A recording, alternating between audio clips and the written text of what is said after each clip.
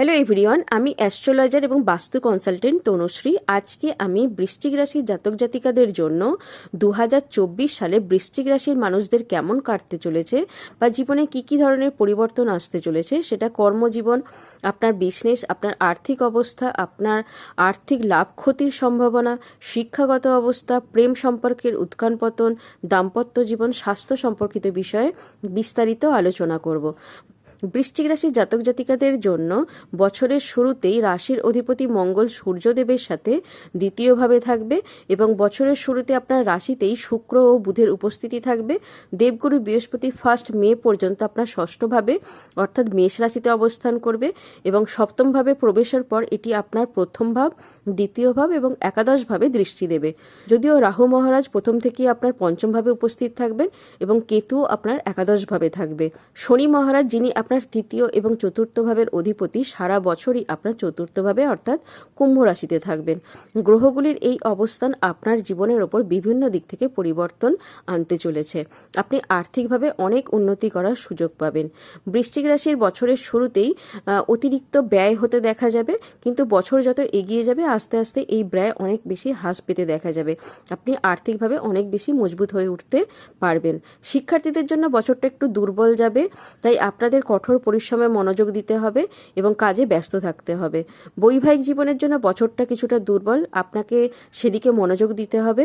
এই বছর মে মাস থেকে আপনি কোনো নতুন ধরনের বিজনেস শুরু করতে পারেন বা আপনার বিদ্যমান ব্যবসা সম্প্রসারণের কথা বিবেচনা করতে পারেন এবং আপনি এতে সফল হতেও পারেন। যারা অবিবাহিত তারা এবছরে বিয়ে হয়ে যাওয়ার সম্ভাবনা তৈরি হয়েছে। বৃশ্চিক রাশির জাতক জাতিকাদের কেরিয়ারের দিক থেকে যেটা দেখা যাচ্ছে, কেরিয়ারের দৃষ্টিকোণ থেকে দেখলে বোঝা যাবে যে বছরটি আপনাকে সমানভাবে কঠোর পরিশ্রম করাবে, কর্মজীবনে স্থিতিশীলতা আসবে। আপনি যে চাকরিতে নিযুক্ত আছেন সেই চাকরিতেই থাকতে চান এবং এই চাকরি থেকেই আপনি অনেক সুবিধা পাবেন। যদিও গ্রহের অবস্থানগুলি আপনাকে সময়ে সময়ে আপনার চাকরি পরিবর্তন করার জন্য আপনাকে অনুপ্রাণিত করবে, আর যেটা আপনি সুযোগে বিবেচনা করে পরিবর্তনও করতে পারবেন। তবে শনি মহারাজ সারা বছর আপনার চতুর্থভাবে থাকবে এবং আপনার ষষ্ঠভাবে এবং দশমভাবে দৃষ্টি দেবে, যার কারণে আপনি আপনার চাকরিতে স্থিতিশীলতা অনুভব করবেন এবং আপনি আপনার কাজে যথেষ্ট পরিমাণের মনোনিবেশ করবেন। সপ্তমভাবে বৃহস্পতির গোচর আপনার জন্য অনুকূল ফল বয়ে নিয়ে আসবে। চাকরি পরিবর্তনের পরে এই সময়টি আপনাকে আরও ভালো সাফল্য দিতে পারে এবং আপনি আগস্ট থেকে অক্টোবরের মধ্যে চাকরিতে পদোন্নতিও পেতে পারেন। শনি মহারাজের কৃপায় চাকরিতে আপনার সমস্ত বিরোধীরা পরাজিত হতে দেখা যাবে এবং আপনাকে অনেক বেশি মজবুত অবস্থানে থাকতে দেখা যাবে। এপ্রিল মাসে যখন আপনার ষষ্ঠভাবে সূর্য গোচর করবে, সেই সময় চাকরিতে বড় পদ পাওয়ারও কিন্তু সম্ভাবনা প্রবলভাবে তৈরি হয়েছে। এই সময় সরকারি চাকরি পাওয়ারও সম্ভাবনা রয়েছে। এরপর আগস্ট মাসেও ভালো ফল পাওয়ার কিন্তু সম্ভাবনা রয়েছে। যারা নতুন চাকরি খুঁজছেন, নতুন চাকরিতেও কিন্তু ভালো ইনক্রিমেন্ট নিয়ে চাকরি পাওয়ারও সম্ভাবনা প্রবলভাবে তৈরি হয়েছে এপ্রিল মাসের পর থেকে। বৃশ্চিক রাশির মানুষজনদের বিজনেসের দিক থেকে যেটা দেখা যাচ্ছে, বছরের শুরুটা খুবই ভালো যাবে। আপনি আনন্দের সাথে আপনার বিজনেসকে এগিয়ে নিয়ে যাওয়ার প্রচেষ্টা চালিয়ে যাবেন। চতুর্থভাবে শনি মহারাজ আপনাকে আপনার পরিবার থেকে দূরে সরে যাওয়ার জন্য সম্ভাবনা তৈরি করতে পারে এবং আপনার বিজনেসকে বাড়ানোর জন্য অনেক বেশি অনুপ্রাণিত করতে পারে এবং এতে আপনাকে সাফল্য পেতেও দেখা যাবে। নির্মাণ কাজের সঙ্গে যুক্ত যে সমস্ত মানুষজনেরা আছেন তারা প্রচুর সুবিধা পেতে চলেছেন। এছাড়া তথ্য প্রযুক্তিতে কর্মরত ব্যক্তি বা শিক্ষা জগতের সঙ্গে যুক্ত ব্যক্তিরাও বিশেষ সুবিধা পেতে চলেছেন। মার্চ থেকে মে মাসের মধ্যে সময়টা একটু টেনশন থাকতে পারে। এই সময় অতিরিক্ত খরচ আপনার বিজনেসের জন্য অনুকূল হবে না। আপনাকে আপনার কর্মীদের স্বাস্থ্যের দিকেও মনোযোগ দিতে হবে।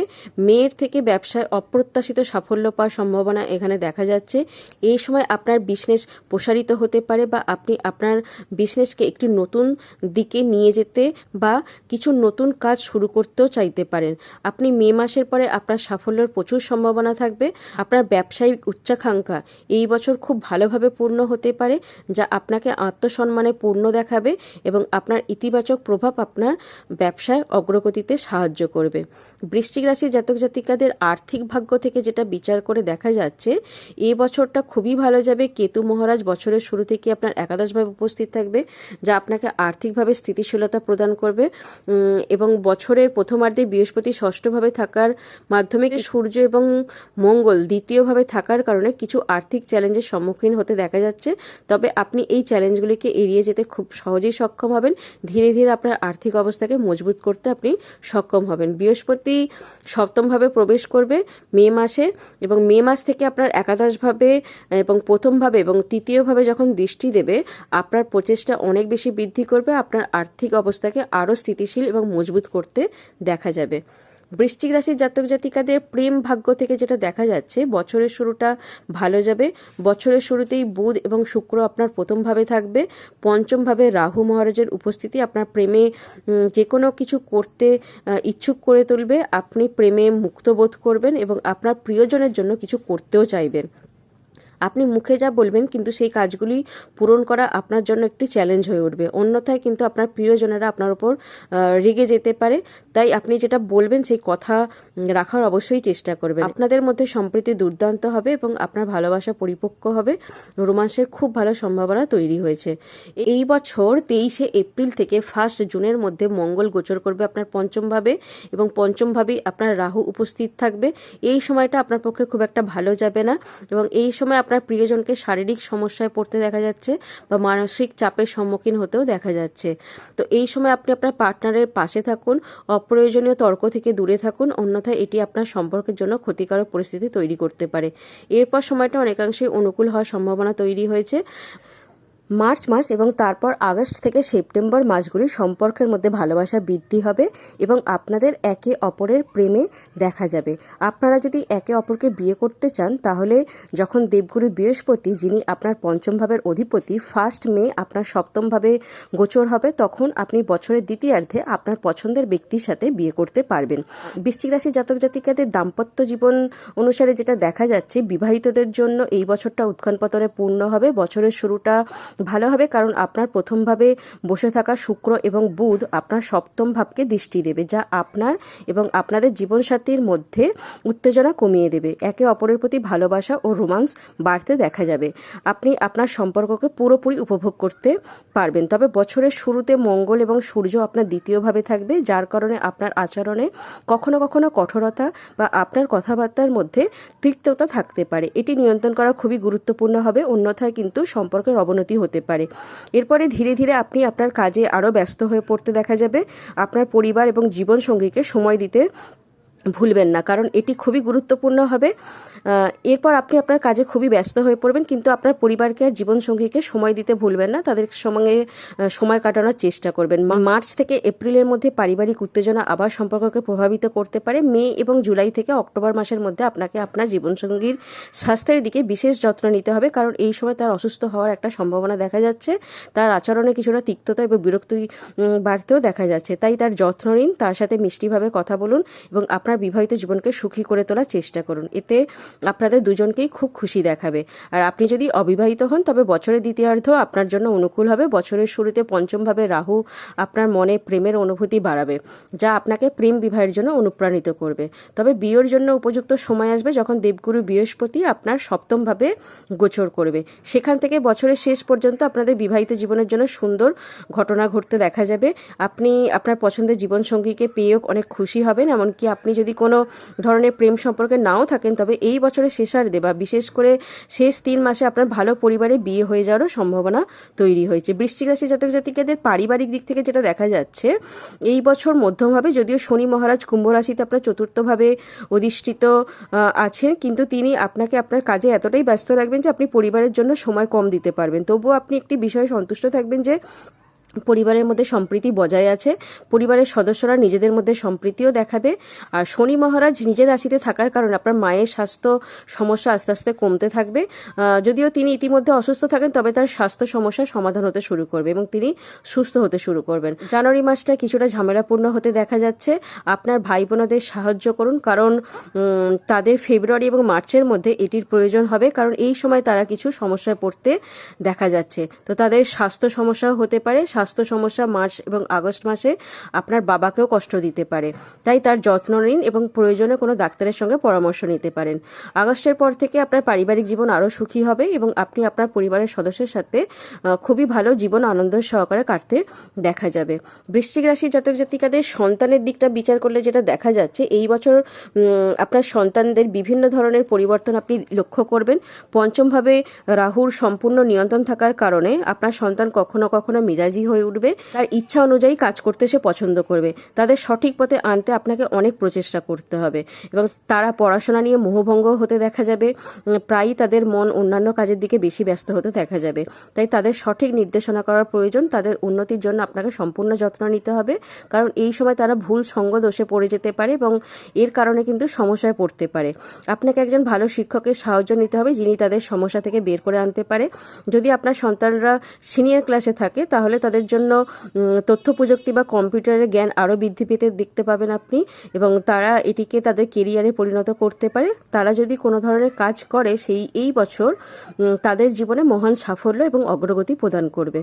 বৃশ্চিক রাশির জাতক জাতিকাদের শিক্ষাগত দিক থেকে যেটা দেখা যাচ্ছে, এই বছর শিক্ষার্থীদের জন্য মিশ্র ফল দেবে। রাহু মহারাজ সারা বছরই পঞ্চমভাবে উপস্থিত থাকবেন, যা আপনাকে বুদ্ধিকে প্রখর করে তুলবে।